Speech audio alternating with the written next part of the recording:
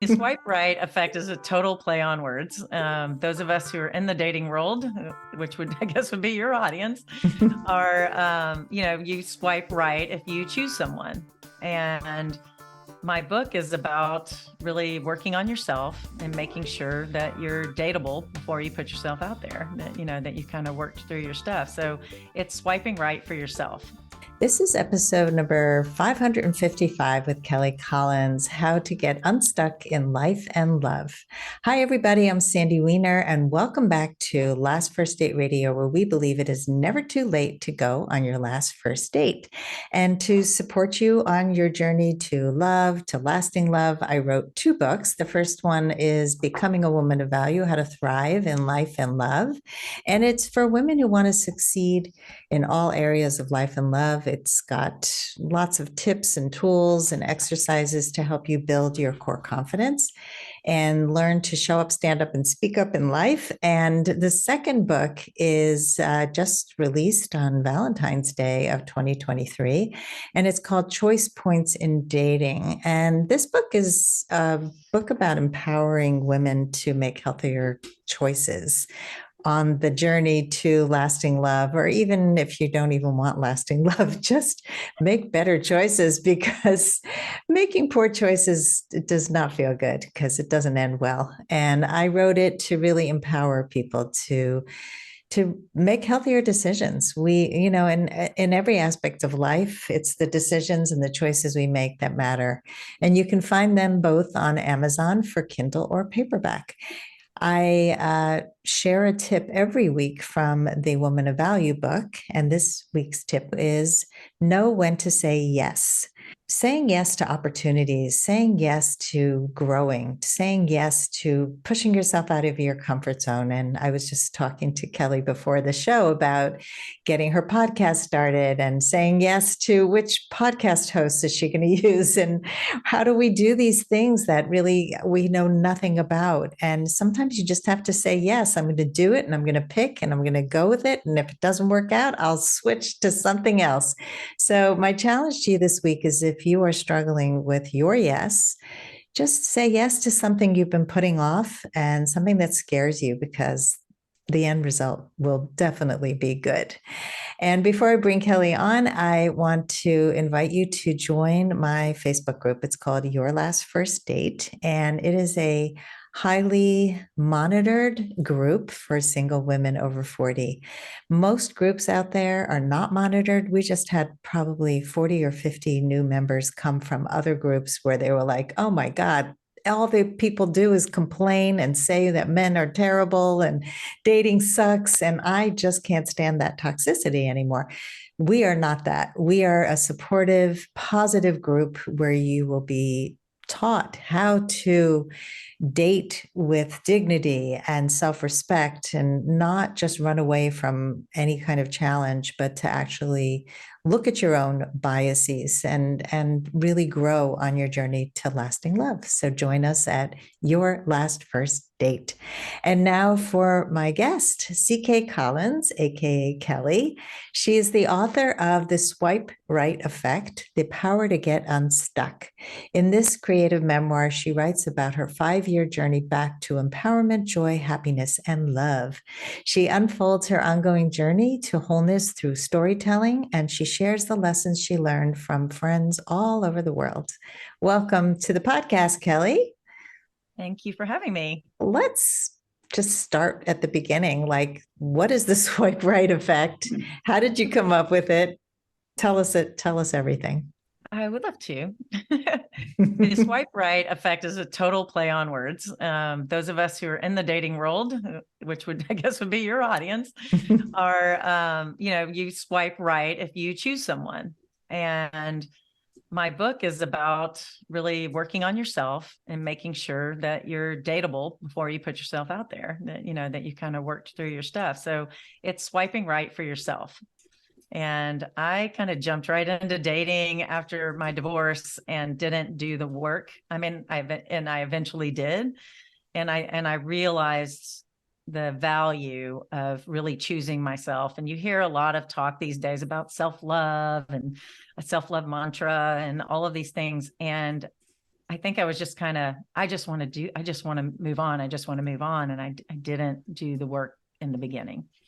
And thanks to my friends, I learned a lot. And so this book is really a pay it forward of all of the advice that was given to me over a 5-year journey of healing and getting to where I am now, which is happy and fulfilled and dating and loving it and not being afraid of it, and not being afraid of anything to do with myself at all. It's just, this is who I am and I love me.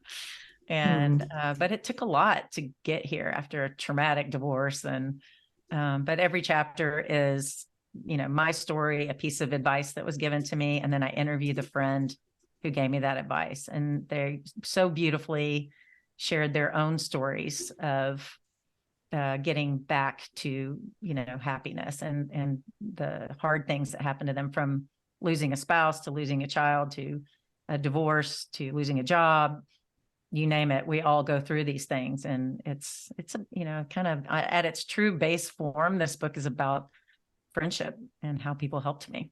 I love that. So it sounds like it's way beyond dating. It's about getting unstuck in any area of life, right? It is. I think, yeah, because it's 11 people, there's a lot of different stories here. And so I feel like it's kind of my memoir and theirs too. And none of them are writers. And so it was just like, this was my opportunity to tell their story for them. And one person said she'd always wanted to tell her story, but she's a photographer. And she said, I feel like you were put in my life to do this for me, because she has a pretty dramatic story.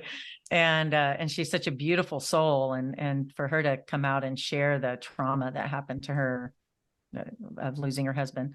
And it was quite an honor to be able to do this.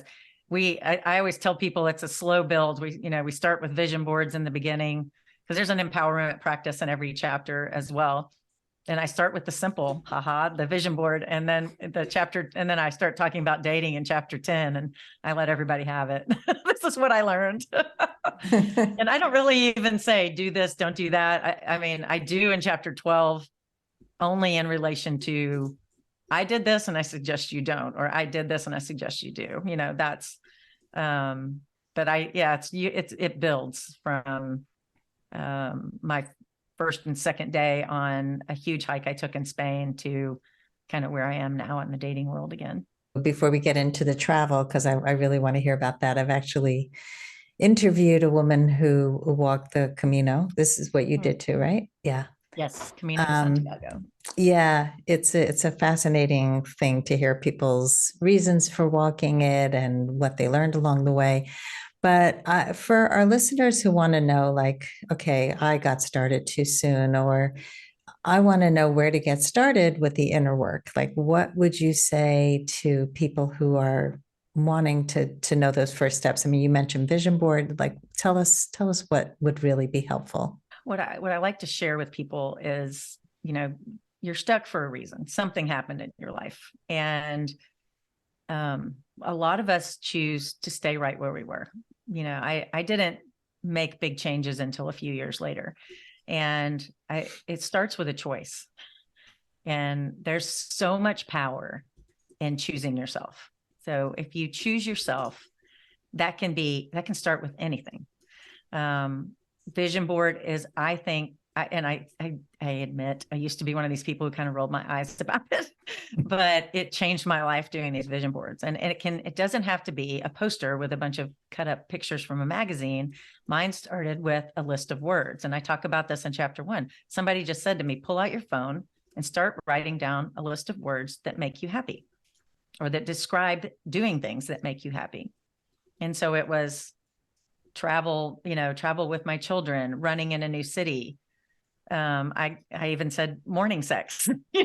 I really went to, this is how I want to feel again. And those words empowered me to start envisioning. So thus vision board, my new life and what that could look like. And I've done a lot of workshops and stuff too. I have plenty that I recommend. And I am big into self-help books, which I never was before. And I'm doing the work. And once I started doing the work, I really loved doing it. I loved how it made me feel. And so that was the power behind my choice, was it filled me up and gave me, a vision. And I think a self-love mantra, something really simple, look in the mirror and say, I am enough. Because so many, I believe, especially women, don't believe they are. And so, something's happened, whether it's dating, something happened, or a marriage, something happened, or a job loss, or a death, and you lost your mom, whatever. It's just important to look in the mirror and say, I love you and you are enough. I love that you share that the vision board was something you used to roll your eyes at, because I think a lot of these concepts sound so woo-woo and, oh, that's just for like, new age thinkers and people who go to ashrams. And it's not, though. There's so much good in all these concepts. I mean, I used to teach a vision board workshop, and I saw so much happen after these people just stated out loud what it is that they want to manifest in their life and what they want to feel again. It's really about feeling. And I did a whole guided meditation before they would do it, so they would really feel into their choices.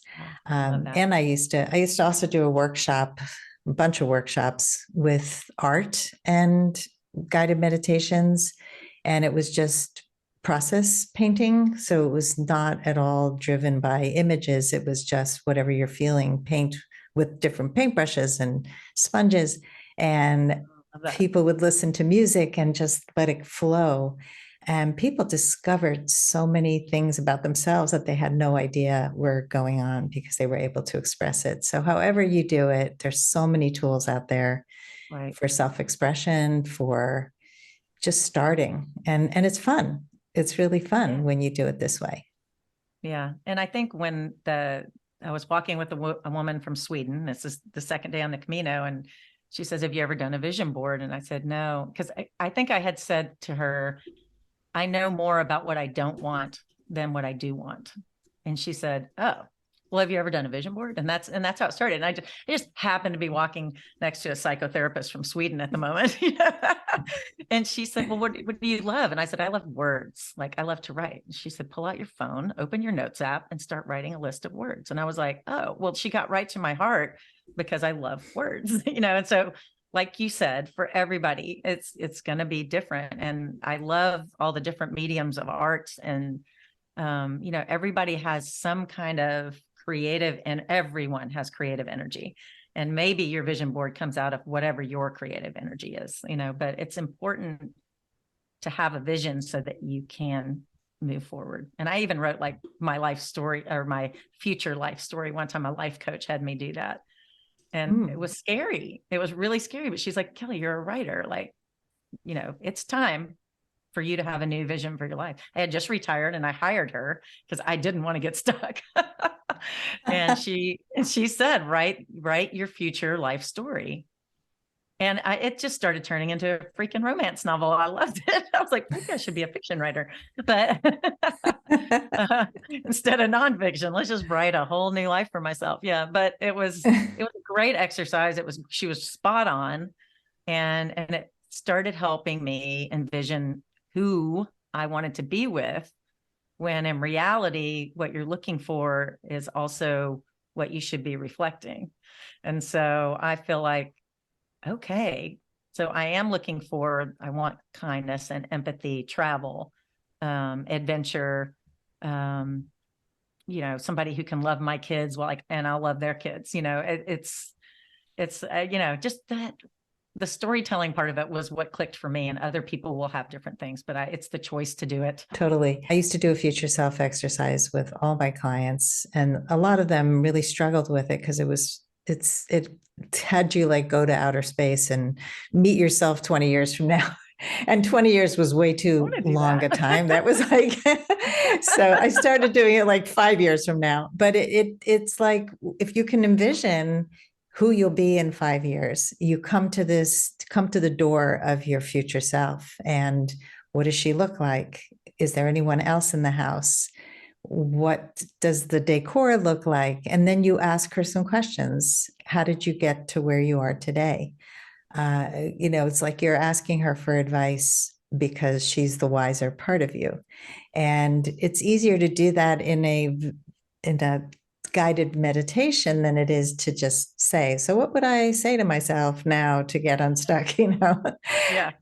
So I love it. I I do love think, stuff like yeah. that. Yeah. Meditation is incredibly important. And that was something I definitely would have rolled my eyes at before too. Right. I was that typical busy middle class wife, mom person who just, I don't have time to do that.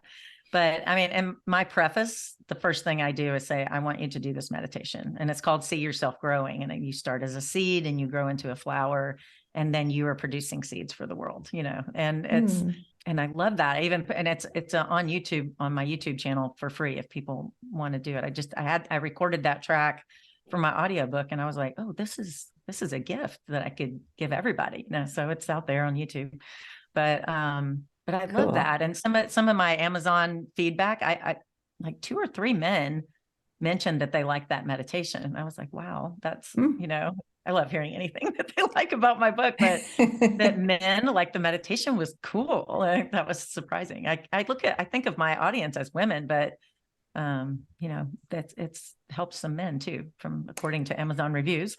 Yes, for sure. I think that we also have been raised to think that only women do the inner work and only women do guided meditations and they're only women are sensitive in this way. And I see it all the time in my Facebook group where women say, well, men don't evolve the way we do. And a lot of them don't, but a lot of women don't either, and I think that if you're open to growth and you have a level of sensitivity that is coming to the fore rather than your ego and your sense of what is manliness, which I think has become so toxic. And there's a real shift towards gentleness with men. And I find that really sexy.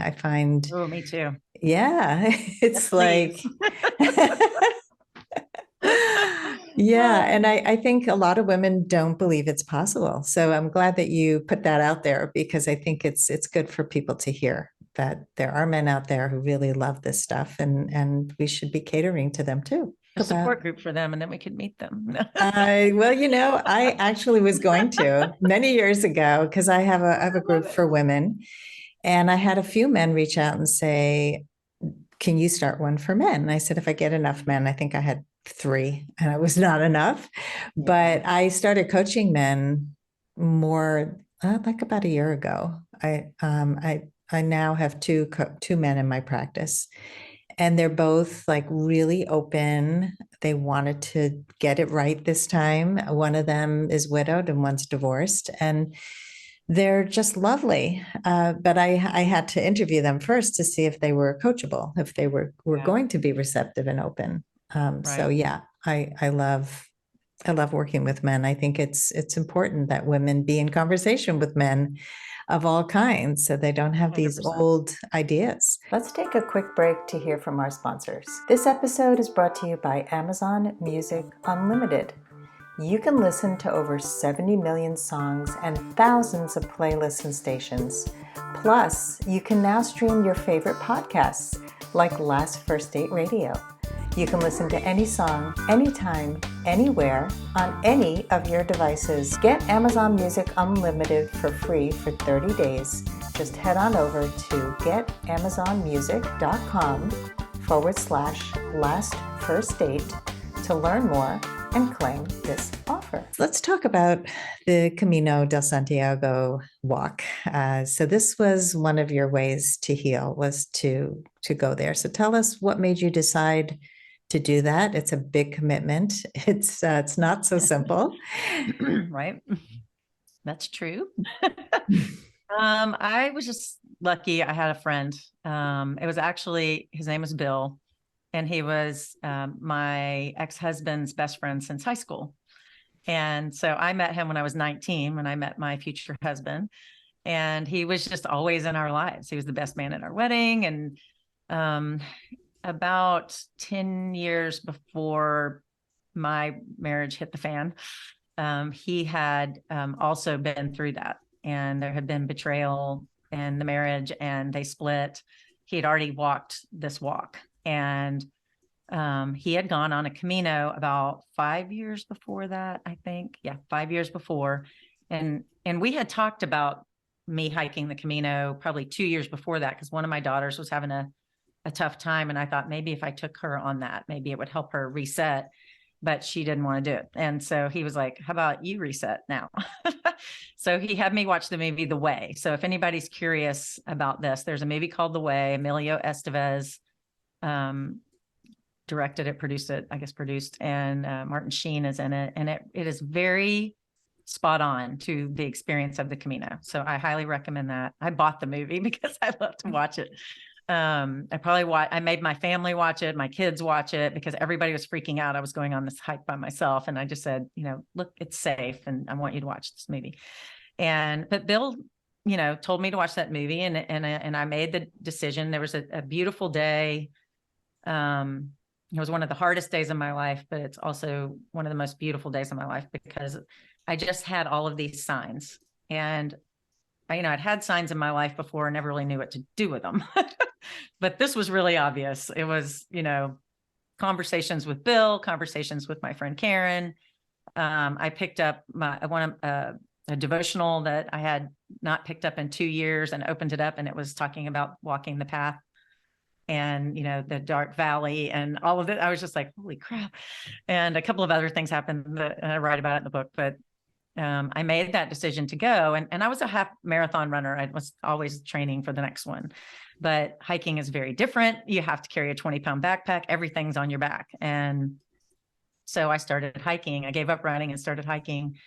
And then I always joke that I started walking therapy at the same time, because I had all my friends would walk. I had to do 12 miles sometimes in one day. And so they would come and walk 3, and then I'd walk another 3, and I'd meet another friend for the next 4. And so I had all this beautiful time, quiet time with my friends, where some of those lessons are learned that are in my book. But I probably hiked about 400 and something miles before I even left. And I remember it was my mom's 75th birthday, April 28th, 2018. And she was getting a Lifetime Achievement Award. So I stayed, and I planned my whole trip, my leaving around that day. And so we had a beautiful family dinner celebrating her. And then and we all went with her to get the award. And then I left the next day, and I wasn't even afraid. I think I'd had so much prep time. It was 4 months of hiking, and my daughters and I had packed and unpacked my backpack 100 times. And I knew they believed in me. And when your 3 daughters are not afraid, and they're looking at you saying, you got this, you go, show us what you can do, Mom. And it was so empowering that your children believe in you like that, and your friends believe in you like that. Now, my mom and my sister were scared, but everybody else believed in me. My sister still was just like, I can't believe you're going, on the day I left. But it was incredibly beautiful experience. It was life-changing. And if you think about how busy all of our lives are, and all the things that we do on a daily basis, and all I had to do was wake up, have coffee, orange juice, and a very dry piece of toast at the hostel, and then walk 2 hours, and then finally find some really good eggs. And, so it was like walk, eat, sleep, and get up and do it again the next morning. And everyone you meet along the trail is there for similar reasons. They all have a question in their life, and they're there to find answers. And even the ones who came for the physical part of it, just the challenge of it, end up having some kind of question they get answered. It's just a spiritual journey. It's a pilgrimage. They call it a pilgrimage, and it definitely becomes that, even if you don't know, that's what it's going to be for you. And I don't know if you have specific questions. I want everybody to go on a Camino. It's incredible. I always, when I put on my dating profile that I hiked the Camino, and a lot of men will say, oh my God, you did the Camino. That's on my bucket list. Tell me about it. And I'll tell them about it. And I'm just like, what? I have to forewarn everybody, like, I will try to talk you into going. Like, there's no question. I will be trying to talk you into going by the end of the conversation. So I just love it. I believe in it. I even hiked a second one last year. So oh, wow. great. So it sounds like there was a lot of preparation, but it sort of seeds were planted along the way. Your friend Bill, your friend Karen, and then this is right for me, even though your daughter wasn't the right partner at the time that you were originally going to walk it. But training, and then the training turned into friendships, Mhm. developing even more deeply, and all of it is part of a spiritual journey too. I mean, it really started before you left. And I'm wondering if there are some highlights, maybe people you met. You talked about the psychotherapist who you met, but that one thing I remember that stood out from the last conversation I had with someone who walked it was the rocks that she put down along the way that represented different things that she was trying to get rid of in her life. Mhm. And I'm wondering if there was a special person you met or something that really resonated for you in particular about the journey. Yeah, I met and I can remember her name in the book. Tanya in the book. She's from South Africa and she had lost her husband in a dramatic fashion. And we opened up to each other really quickly. And we're both super type A, friendly, just want to meet everybody, say hi to everybody.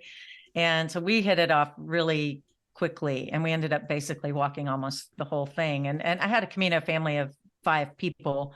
They all played a part in my healing and in my journey, as I did in theirs. I think the beautiful thing about the Camino is, and I learned this there, I didn't have this skill before I started on that trail. And it's making space for people and not feeling like you have to jump in and be part of their pain. Oh, I can relate to that. Oh, I understand that. Yes, I felt like that way too. They don't need you to do that. All they need is for you to listen. And then if they ask you a question, then answer it. But it's just like making that space. And the more um there's a great quote, like grief is like water. The more you spread it around, the more it evaporates. And I think I was grieving. I was so full of grief. It was sometimes hard to see straight. And the more I talked about it and the more people made space for that grief and that pain, it began to lessen. And then I'm watching what's happening for me, and I'm able to start doing this for other people. And so I think that making the space for me and for others was probably one of my biggest lessons. And obviously I had some forgiving to do. So a lot of people ask, what was your biggest lesson? Or what was your biggest takeaway? And I said, well, I forgave, my ex, who wasn't my ex yet. I forgave my husband, but I also forgave myself. And they're like, yourself? Well, that's not part of your story. Why would you need to forgive yourself? And I'm like, because I stayed in a place that was absolutely killing my soul. And I stayed in this position and in this marriage that was killing me for 6 years. And I should have loved myself more. I should have done something, and I kept beating myself up and beating myself up. And then my new self was looking back going, she did what she had to do. She believed in her marriage. This woman was trying to be strong and brave in the way, that she believed she was supposed to be. And so the new me, who was mad at the old me, had to forgive, and I think I had to look in the mirror and say, I love you. I release the old you, and I want the new you to be happy. And, some of that came along the way, but that's how I am now. Like, even at that time, it was still, but I forgave that person for sticking around in that tough position for a while. I think a lot of people are going to be able to relate to that. I remember somebody saying to me, "Yeah, it's hard. It's hard to let all that stuff go, and it's hard to forgive yourself. It's hard to forgive others in particular." And I was speaking to somebody recently, and she said, "How did you forgive your husband?" And I said, "I don't. I'm not angry at all anymore. Like it's hard for me to even think about how angry I was or how hurt I was and neglected I felt. But I think the most important thing we can do in this inner work is to really take responsibility for our own personal growth and have compassion for the person we were, the reasons we chose, the needs that were met while we were staying. Like you said, I wanted to be a good mom. I mean, I was Yeah, petrified what would happen to my kids. too. Yeah, I can totally relate to that. That my biggest fear was I'm going to get divorced and they're going to be a mess. And the greatest gift was they're not a mess. They're not a mess for a lot of reasons, but they have actually thanked me for leaving because they said that the marriage was not good. And it really wasn't good for them to be in that home with the two of us. And even though there was no outward fighting and screaming and throwing things, they felt the lack of love in our marriage. Absolutely. And yeah, I mean, I felt it That's in my not what you parents' want them to marriage. learn. Yeah. No, it's a terrible model for them. Like that, this isn't what you want them to keep repeating. And you've got to break the cycle if you want your Yeah. kids to move on and create better relationships. Yeah. Yeah. And I think modeling that is really, making your own happiness a priority, not in a selfish way, but in a way that you're happy so you can give back to them, to the world. You can build new things for yourself. And, I know my daughters, I know this book has a lot of tough stuff in it that doesn't necessarily involve them directly, but, it was, it was a journey to walk through this with them. And so I finished it. I had it completely edited and they got the last edit. So Mm. there were definitely changes that were made, that anything that made them uncomfortable, they were my priority. And they've always been my priority, and they know that. But this last couple of years and the 2 years going forward, whatever, next 5 years, let's do 5, this is my time. Like, this is my time. And they're happy for me about that. And yeah, I think that the last few years, especially, we were not happy people, and they could see it, and they shared with me after. Mm. How old are they now? 32, 29, and 27. Mm. Almost 2 the are same age married as me. and one is engaged and getting married in November. Oh, how exciting. Yeah. Do you have any grandkids yet? Nope. No grandkids. That's why I keep saying, this is my time. This is my time. Because I know once I'm a grandmother, I'm just going to be like magnet. I'm not I would keep saying, I'm not in a hurry, so you don't have to be either. I don't ever really bring it up with them. If they want to talk about it, I'm happy to talk about it. But it's funny because the other moms on the other sides of the marriage are really excited about grandchildren. And I'm just like, I don't have to say a word. Yeah, it's such a Yeah. personal decision, and I hated when people would say to me, when are you can have your next kid? When are you getting pregnant? Are you pregnant yet?" Yeah. Like, it's just really none of your damn business.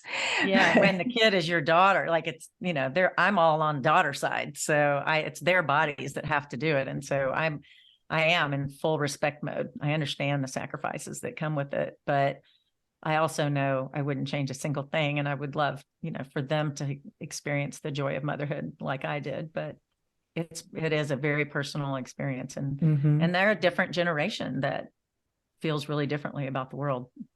Very much so. Yeah, I have one married with 3 kids and 2 who are not married, but who are 28, 32, and 35, turning 35. It's hard to keep track once they Yeah. get to be 30. I'm The like, older I we don't, get, the harder. yeah. We're getting younger. We've lost track I of their am. ages. Yeah, Right. absolutely. I look better every day. That's right. It's true. I remember people saying to me, like, what are you doing? You're glowing. And it was just like I was happy for the first time in a long time. It's just like totally Yeah. shows on your This is face. called happy.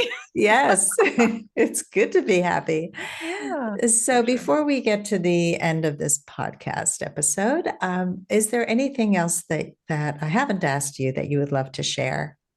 I think, well, I alluded to it earlier. I mean, I am on a mission. I want people to be happy.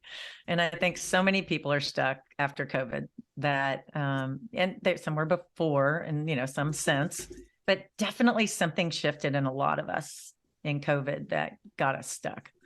And I think I want everybody to feel empowered, that they understand they have the power to make a choice, and that choice will lead to happiness. You just have to work on yourself. You have to take the time to do that. And And whether it's your book or my book or somebody else's book, it's just take the time to give yourself that gift and work on what makes you happy. And it just, even if it's just look in the mirror every day and say, I love you, make that choice. And that's my mission. I want everybody to make a choice. So, yeah. And I have, a tip sheet. If somebody doesn't want to buy a book or wants a shorter read, I have a tip sheet called 10 Ways to Get Unstuck.